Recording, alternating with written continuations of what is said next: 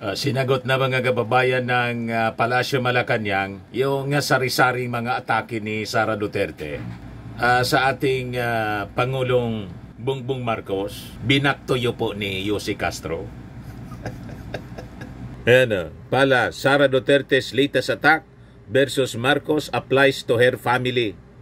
To her and family. Yung mga pinagsasabi mo niya, lalo doon sa meeting di abansi ng PDP Laban, sabi ni Yussi Castro, eksaktong description ng pamilya mo, eksaktong description ng sarili mo.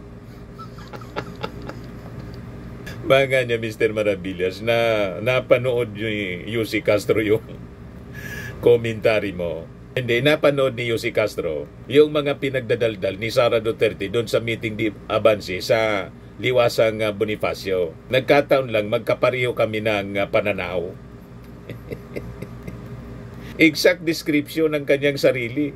Yung mga sinasabi ni Sara Duterte at ni Digong ng kanyang buong family. Sabi kasi ni Sara, yung ating Pangulo daw walang kakayahang patakbuhin yung ating gobyerno. Sabi ni Yussi Castro, ikaw anya yung ganon. Kasi binigyan ka ng trabaho sa DepEd. Wala ka man niyang nagawang mabuti. Hindi mo naayos yung mga problema. Yung mga pagkain sa DepEd, pinabulok mo.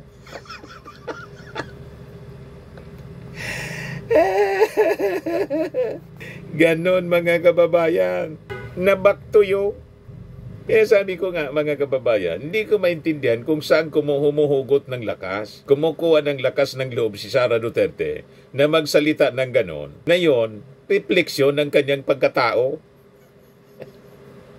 Malabo man na iakusa mo yon sa ating Pangulong Bongbong Marcos na very efficient po sa pagpapatakbo ng ating bansa. Number 2 na nga tayo sa GDP gross. Fastest tayo sa Asian economy. Pinantayan na natin yung China. Ang nakatalo lang sa atin yung Vietnam, yung Malaysia at Indonesia. Nalampasan natin sa GDP gross. Mga kababayan, pagkatapos yung ating unemployment, bumaba na rin. Pati yung inflation po, bumagal. O diba? Hindi tulad po ng paglunok sa mabilis, sa confidential funds. Yun ang mabilis.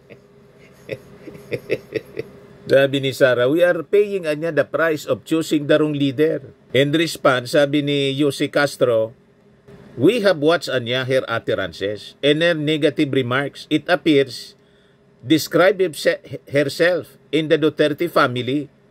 Pinabayaan niya yung DepEd. 1.5 million DepEd laptops had been stuck in sa warehouses since 2020. While 5.7 million worth ng milk went spoiled and Nutriban bread went moldy. Pagkatapos, bote na lang naisalba yung 65 million pesos na pondo ng gobyerno para sa mga GOSI students. You see, pakinggan natin mga kababayan yung press con ni Yussi Castro. Marami pa siya na diniscuss mga kababayan. Ito siya mga kababayan, pakinggan natin yung banat ni Yussi Castro.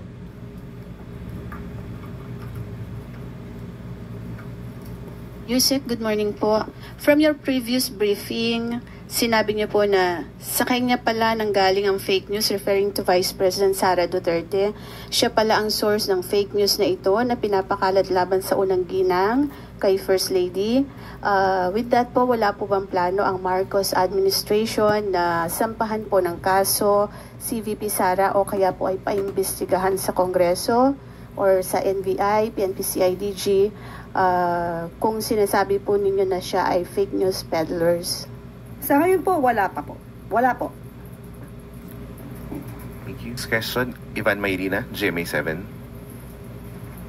Yusek, yesterday, the couple Ronald and Marie Cardema attempted but failed to file an impeachment complaint against President Marcos on the grounds of culpable violation of the Constitution and betrayal of public trust. Pala statement, please. Karapatan po nila kung nais po nila magsampa, pero iniulit po natin, ang complaint na to ay sa ating pagtingin ay walang pinanghuhugutan. Uulitin ulit natin, ang Pangulo at ang administrasyon ay gumaganap lamang ng kanilang katungkulan at ang batas ay pinapairal pati na po ang kanilang commitment sa Interpol. Kung mayroon mang sariling interes patungkol dito, na naisip pa ba nila na hindi sundin ang batas, hindi ipagpatuloy ang commitment o talikuran ng commitment sa Interpol para sa mga taong inaakusahan ng crimes against humanity. So muli, maliban po sa ginagawa po ng Duterte Youth Party List patungkol po dito, mas maganda rin po bilang mambabatas, makagawa sila ng mas maraming batas. Follow-up question, Ivan Maylina. Election na po sa Lunes, Yusek. Ultimately, ang impeachment po ay numbers game. Have you spoken to the President about this impeachment complaint? And does he remain confident that he will continue to have the numbers to keep him safe from an impeachment for the rest of his term? Sa ngayon po ay hindi pa po nababasa ng buo ang sinasabing impeachment at wala pa po tayo masasabi patungkol po dyan. Pero muli inuulit natin kung ano man po ang ginagawa ng Pangulo at ng administrasyon, yan po lahat ay base sa batas. Next question, Christian Yusores.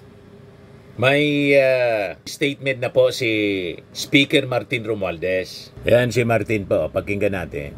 PBBM sa Kamara, sa Office ng Secretary General. We're not in session right now, so not much can be done, diba?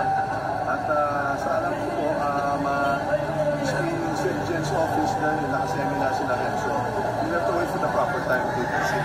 Pero what can you say about the timing po? Well, that's, I really don't know. I don't know what expired, but kaya mo na kasi. Pero sir, do you think it would prosper sa dami ng kapatid? Thank you! Thank you, sir! Thank you, sir! Walang panahon. Not in session yung Congress. So malabo po, mga kababayan, ang impeachment complaint na gustong i-file. Hindi man po tinanggap kasi wala yung Secretary General ng Congress. Ngayon, may statement dito. Si Attorney Jesus Falsis, sabi niya, impeachment complaint versus Marcos could benefit not harm him. Mas makatulong pa ito sa ating Pangulo, sabi ni Attorney Falsis. Sabi ni Attorney Falsis, the complaint niya could give Marcos 1-year protection from another impeachment case since the House of Representatives is likely to be dominated by lawmakers allied with the President even after the May elections.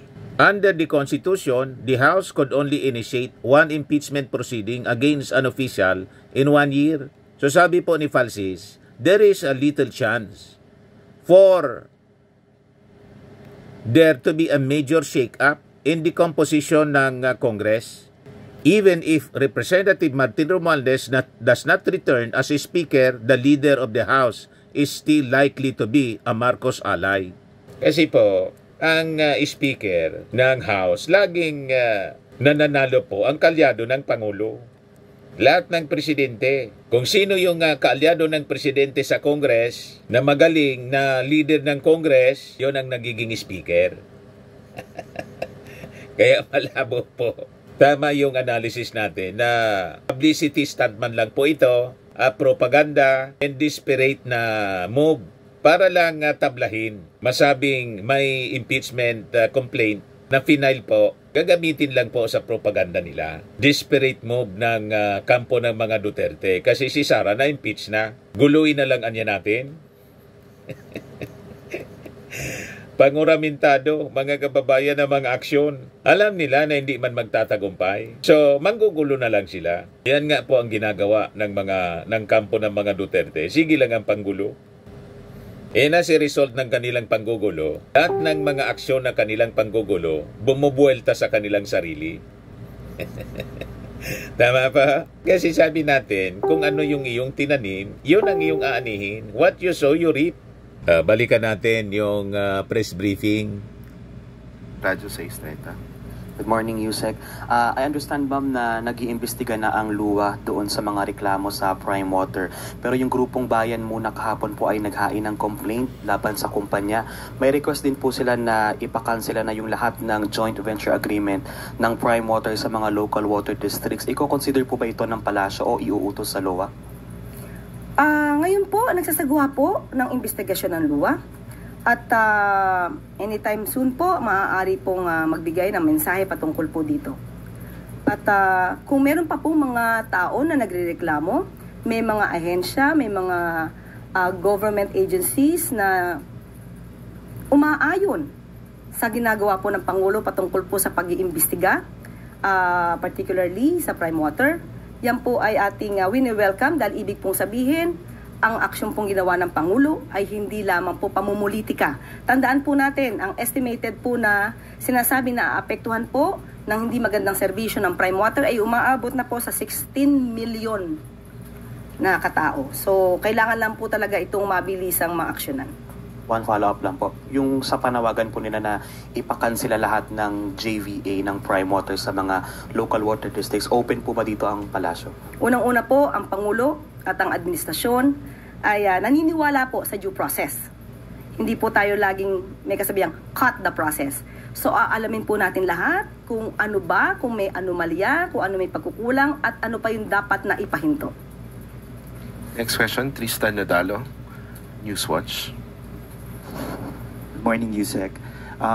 Habemos Papam, meron na pong bagong Santo Papa ang Roman Catholic Church, si Pope Leo XIV.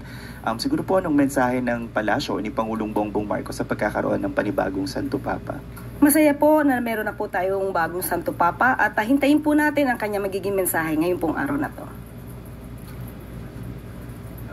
Follow-up question, Maricela Lili, TV5. Yusek, good morning. Did the President monitor the announcement last night? Did he wake up until early morning? Ay, hindi ko po natanong kung na siya ay nagising ng maaga po, pero ilalabas niya po yung mensahe. Pagka po kami ay nagkaroon ng pagkakataong magkausap ngayon, tatanungin ko po kung anong oras siya nagising. Opo. Next question. One more question from Tristan Nadalo. Yusek, kagabi po ay umatan si VP Sara sa meeting di avance ng PDP Laban at sinabi niya po ngayon daw nawi-witness ng buong bansa ang isang systematic demolition job against its political opponents. Sabi niya po, hindi sila ang problema, hindi Duterte ang problema ng Pilipinas kasi sino raw pong makikinabang kung tuluyan ng burahin sa mundo ang pamilyang Duterte. Hindi ang mga Pilipino, lalong hindi ang biktima ng mga krimen o yung mga nagugutom. Anong reaksyon po ng palasyo dito? Opo, tayo po ay nakapanood ng kanyang mga tinuran at ang mga negatibo niya pong nabanggit doon sa ating pagsusuri ay mukhang ang dinidescribe niya po ay ang kanyang sarili at ang pamilya Duterte. Banggit niya po, hindi po tayo nagkakamali. Yung gawain nila. Ang palad, inuluklok natin ang isang leader na walang kakayahan maintindihan ang tunay na kalagayan ng Pilipino. Matatandaan po natin na siya po mismo bilang dating DepEd Secretary, siya ang nagsabing hindi niya kaya.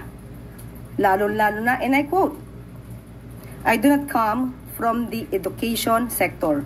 I don't have an education background. So I cannot review what they are doing.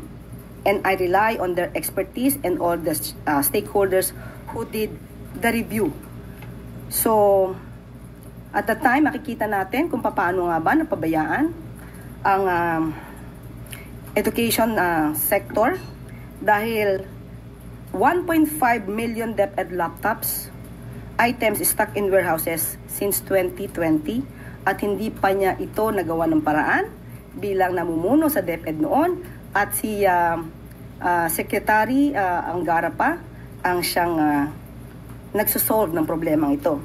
Nandun din po ang issue ng panis na gatas, inaamag na Nutriban, mga public school at ito po ay nagkakahalaga ng 5.7 milyon na hindi po napakinabangan ng mga estudyante. At meron din pong na bisto o agarang nasolusyonan ni Education Secretary Sani Angara patungkol po doon sa ghost students na may halaga pong na-recover na 65 milyon. Kaya po tayo umaayon sa sinabi niyang pinagbabayaran natin ngayon ang pagpili aling leader. Pero sila yon. So, hindi siya ang problema ng bansa or isa sa mga problema ng bansa. Next question, Kenneth Pasyente, BTV. Good morning, ma'am. How does the Malacanang view po the 5.4% GDP growth in the first quarter of 2025? Ma'am, is this in line with the administration's targets for this year? Okay. Maganda pong balita yan dahil po yung GDP po ay nagpapakita po ng progreso at natutuwa po ang ating Pangulo, lalong-lalo na po of course ang administrasyon dahil nakikita na po at nababanaag, nagmamanifest na po ang mga pagsisikap ng ating mga opisyales para po mapaangat po talaga ang ekonomiya ng bansa. Ma'am, follow up lang po. Ano po yung plano ng pamahalaan para magpatuloy po yung ganitong trend at or mapabilis pa po or mapaangat pa yung GDP growth? Lalong pagbutihan ang trabaho, lalong maging concern sa mga pangangailangan ng taong bayan. Next question, Raquel Bayan, Radyo Pilipinas. Ma'am, balikan ko lang po yung sa Octa research sa self-rated poverty. How confident are we that we can sustain this momentum, especially po ang target po natin mapalawak pa yung 20 pesos per kilo na bigas? Opo, maganda pong balita po dahil nga from 50%, naging 42% na lamang po. Ibig sabihin, nararamdaman na rin po ng mga taong target po ng mga programa ng Pangulo patungkol po dito sa kagutuman. Nararamdaman naman po nila ang pag-angat, ang improvement. At sisikapin po ng ating Pangulo at ng administrasyon na lalo pang mapalawig ang mga programang ito para po mas lalo maiangat ang buhay po ng ating mga kababayan. Thank you, Yusek. At meron pa po tayong good news. Okay? At patungkol na rin po sa nalalapit na eleksyon, patuloy ang pakikipag-ugnayan ng election watchdogs sa COMELEC para sa eleksyon sa Lunes. Para sa hangaring malinis at tapat na halalan, nagsama-sama ang lahat ng election watchdogs mula sa mga pribadong organisasyon, simbahan, kabataan at iba pang sektor. Sa kanilang mahigpit na pagbabantay, matitiyak na ang bawat boto ay mabibilang ng tama at ang bawat boses ng mamamayan ay maririnig. At sinisiguro rin ng PNP na 100% na silang ready para sa 2025 national and local elections. Ayon kay PNP Chief Romel Marbil, sabi po niya, "Let this be clear, our commitment is to serve the Filipino people, not politicians. Our duty is to protect the law and the sanctity of the vote." Kaisang ang administrasyon ni Pangulong Marcos Jr., ating itataguyod ang isang halalang mapayapa, malinis at makatarungan para sa bayan, para sa kinabukasan at para sa isang bagong Pilipinas. At dito po nagtatapos ang ating briefing. Maraming salamat Malacanang Press Corps at magandang tanghali para sa bagong Pilipinas.